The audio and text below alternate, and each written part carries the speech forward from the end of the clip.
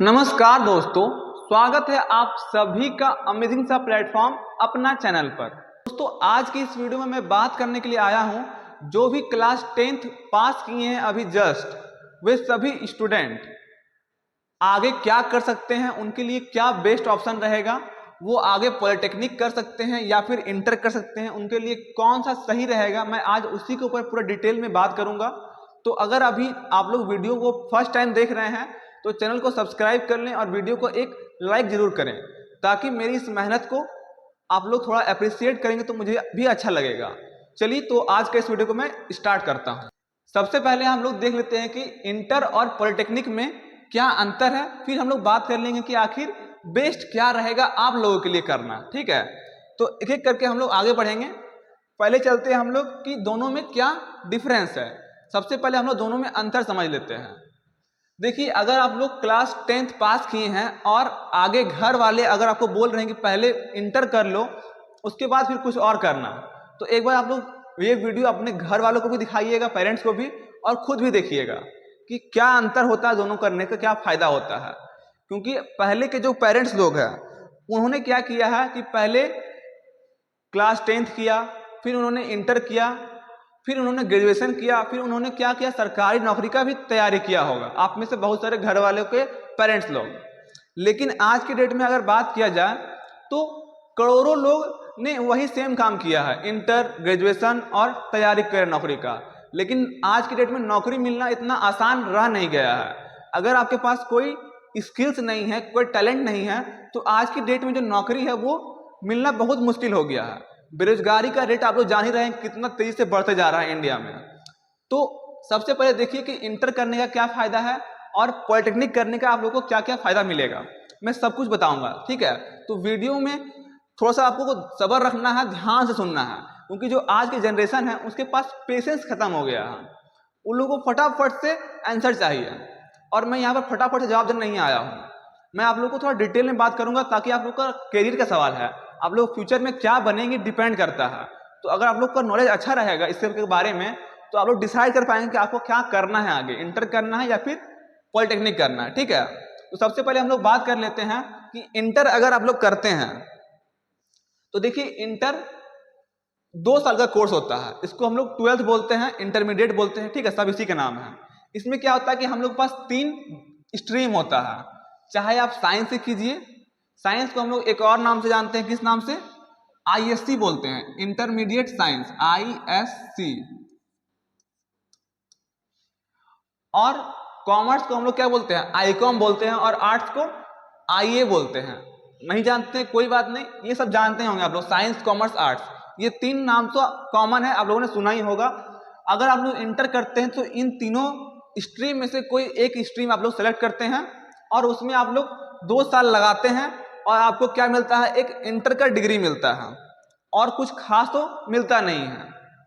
और उसी के जगह पे अगर आप लोग अपने 10th के बाद 3 साल का पॉलिटेक्निक कोर्स करते हैं, तो पॉलिटेक्निक को हम लोग एक और नाम से जानते हैं, जिसको बोलते हैं डिप्लोमा। पॉलिटेक्निक और डिप्लोमा दोनों सेम चीज होता है, जिसमें कि हम लोग को 3 साल लगता है, और उसी के बजाय इंटर में 2 साल लगता है। तो 1 साल इसमें एक्स्ट्रा लगता है। और देख लीजिए क्या क्या बेनिफिट मिलता है आप लोग को। इसमें बहुत सारा अलग अलग ब्रांच मिलता है, जैसे कि हो गया सिविल, हो गया इलेक्ट्रिकल, हो गया मैकेनिकल, हो गया कंप्यूटर, हो गया माइनिंग, हो गया ऑटोमोबाइल, हो गया इलेक्ट्रॉनिक्स, हो गया ECE, यहाँ पर लिखा हुआ है इलेक्ट्रॉनिक्स कम्युनिकेशन। तो इन सब ब्रांच में आप लोग इंजीनियरिंग करते हैं, एक तरह से आप लोग जूनियर इंजीनियर बन जाते हैं।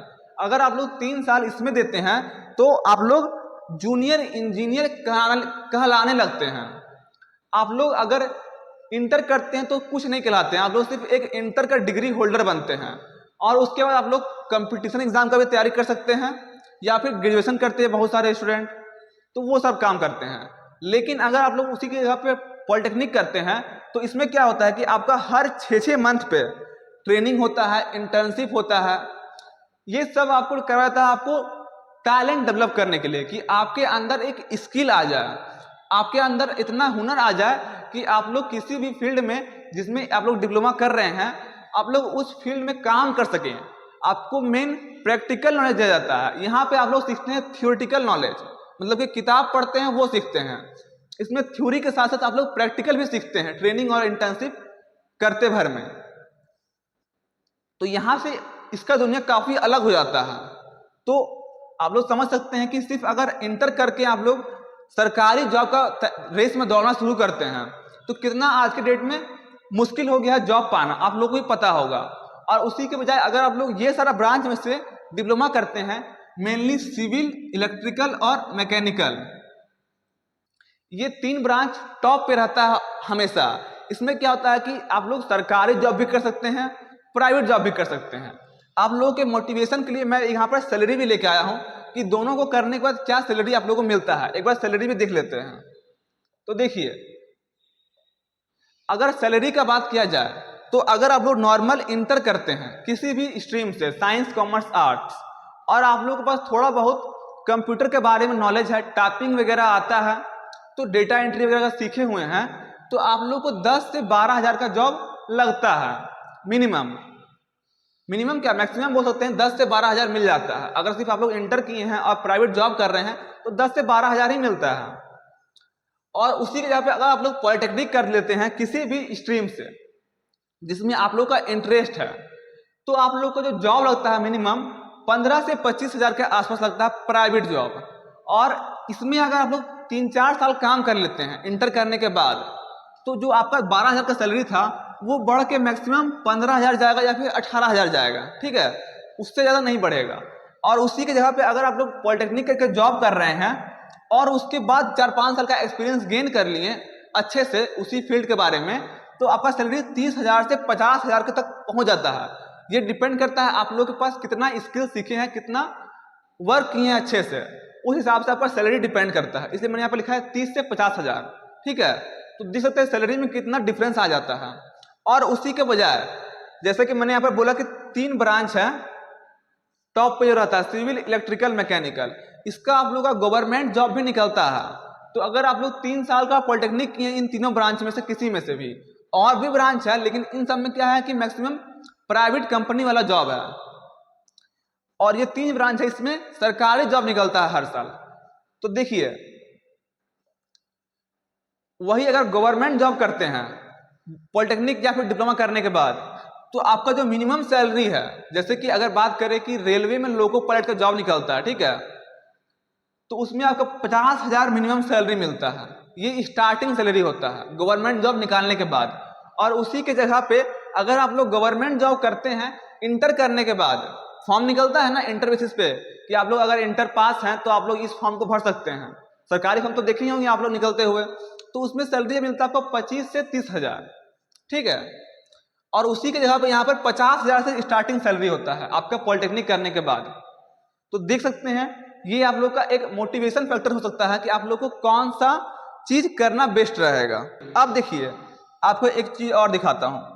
अगर आप लोग इंटर करते हैं तो आप लोग सिर्फ इंटर लेवल तक का ही फॉर्म वगैरह भर सकते हैं, लेकिन अगर आप लोग पॉलिटेक्निक करते हैं 3 साल का, तो इसको इंटर का भी मान्यता प्राप्त है। यानी कि समझिए बात को, अगर आप लोग जो फॉर्म भर सकते हैं इंटर करने के बाद, उसमें से मैक्सिमम फॉर्म एग्जाम का आप लोग पॉलिटेक्निक करने के बाद भी भर सकते हैं। यानी कि इंटर और पॉलिटेक्निक को भी एक मान्यता प्राप्त करवा दिया गया सरकार की तरफ से कि अगर आप लोग 2 साल का इंटर किए हैं या फिर 3 साल का पॉलिटेक्निक किए हैं, तो आप लोग पॉलिटेक्निक करने के बाद भी इंटर लेवल का सारा फॉर्म भर सकते हैं। हाँ, कुछ फॉर्म ऐसा होता है जिसमें सिर्फ स्पेसिफिकली इंटर वाला को ही मांगता है, लेकिन मैक्सिमम फॉर्म ऐसा आता है जिसमें कि पॉलिटेक्निक वाला भी इंटर वाला लेवल का फॉर्म भर सकते हैं, ठीक है। तो ये एक आपका प्लस पॉइंट है पॉलिटेक्निक करने का। एक तो सैलरी ज्यादा मिलता है इंटर का लेवल से, ऊपर से आप लोग इंटर करने के बाद क्या कर सकते हैं, अगर आप लोग साइंस से इंटर किए हैं, अगर आप लोग इंटर साइंस से किए हैं तो उसके ऊपर बाद में आएंगे, पहले बात कर लेते हैं। अगर आप लोग 10th के बाद इंटर किए 2 साल का, ठीक है, तो आप लोग के पास ऑप्शन खुलता है ग्रेजुएशन करने का। ग्रेजुएशन भी 3 ब्रांच में होता है, 3 स्ट्रीम में, बीए कीजिए, बीएससी कीजिए या फिर बीकॉम कीजिए, इसमें लगता है आपका 3 साल, ठीक है।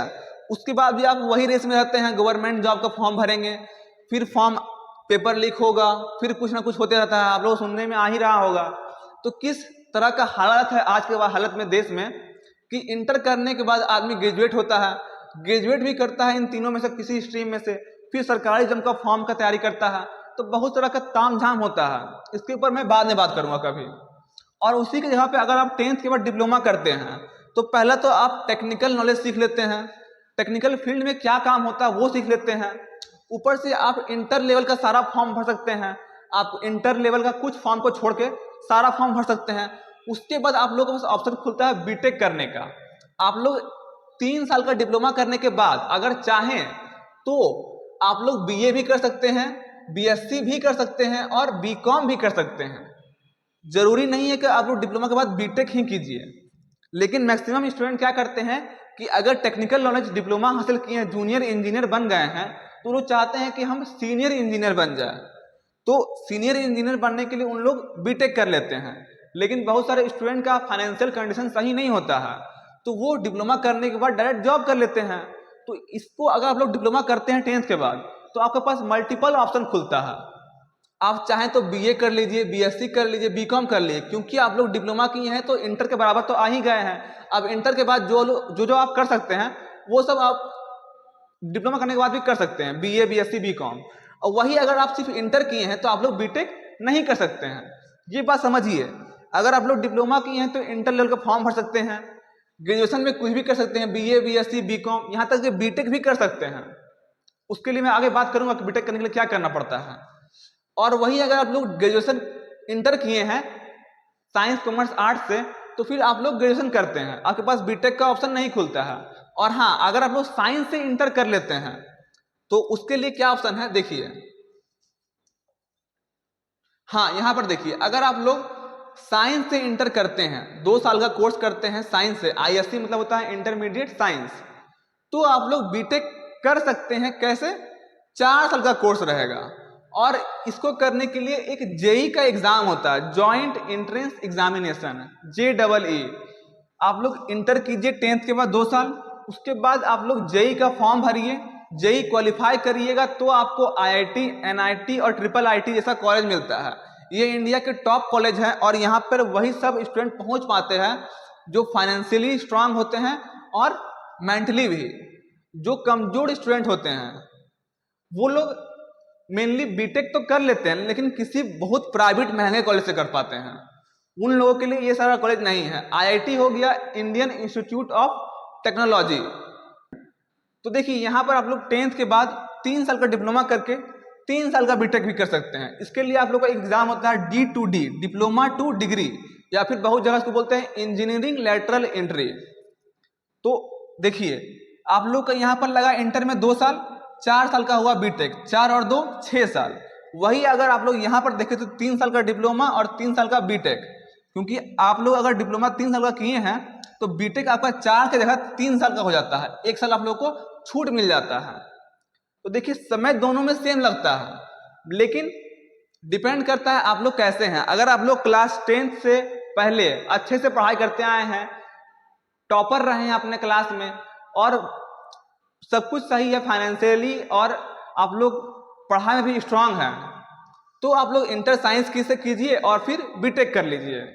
और उसी के जगह अगर थोड़ा सा वीक स्टूडेंट हैं, आप लोग पढ़ाई में थोड़ा सा इंटरेस्ट कम रहता है, तो आप लोग डिप्लोमा कर सकते हैं। ये भी एक अच्छा ब्रांच है जिससे कि आपको अलग अलग करियर फील्ड में ऑप्शन खुलता है, और साथ ही साथ बीटेक भी कर सकते हैं आप लोग डिप्लोमा करने के बाद। और यहाँ पर मैंने लिखा हुआ है कि 10th के बाद आप लोग इंटर कर सकते हैं, और अगर इंटर करने के बाद भी अगर आपका मन है कि डिप्लोमा करने का, तो आपको लगेगा 2 साल। तो यहाँ हो गया 2 साल का इंटर 10th के बाद और 2 साल का पॉलिटेक्निक, यानी कि 2 और 2 4 साल लग गया 10th के बाद। और वही अगर आप लोग 10th के बाद डायरेक्ट पॉलिटेक्निक करते तो 3 साल लगता है। ठीक है, तो ये भी मैंने आपको बता दिया एक नॉलेज के व्यू से। अब मैंने किस चीज पे बात नहीं किया उसको देख लेते हैं थोड़ा। ये मैंने बता दिया है ना कि पॉलिटेक्निक और इंटर दोनों को इक्विवेलेंट दर्जा नहीं मिला है। अगर आप लोग इंटर करते हैं तो पॉलिटेक्निक के लेवल का जॉब आप लोग नहीं कर सकते हैं, क्योंकि पॉलिटेक्निक एक टेक्निकल फील्ड हो गया। और वही अगर आप लोग पॉलिटेक्निक करते हैं तो इंटर के लेवल का मैक्सिमम फॉर्म आप लोग भर सकते हैं। ठीक है, ये बात मैंने आप लोग को बता दिया है पहले भी। तो फिलहाल तो मैंने आपको सब कुछ बता ही दिया है। अब आप लोग डिसाइड कर लीजिए कि आप लोगों के लिए क्या करना बेस्ट रहेगा। बाकी मैंने आज की इस वीडियो में बहुत कुछ बताया है आप लोगों को। तो अगर वीडियो हल्का सा भी हेल्पफुल लगा हो, अच्छा लगा हो, तो प्लीज़ दोस्त यार में शेयर जरूर कीजिएगा, और चैनल पे अगर नए हैं तो सब्सक्राइब जरूर करें, ताकि आप लोगों के लिए ऐसा ऐसा कंटेंट मैं आगे भी ला पाऊँ। चलिए, बहुत बहुत धन्यवाद यहाँ तक बने रहने के लिए। मिलता हूँ फिर से बहुत ही जल्द नए वीडियो के साथ में, तब तक के लिए जय हिंद, जय भारत।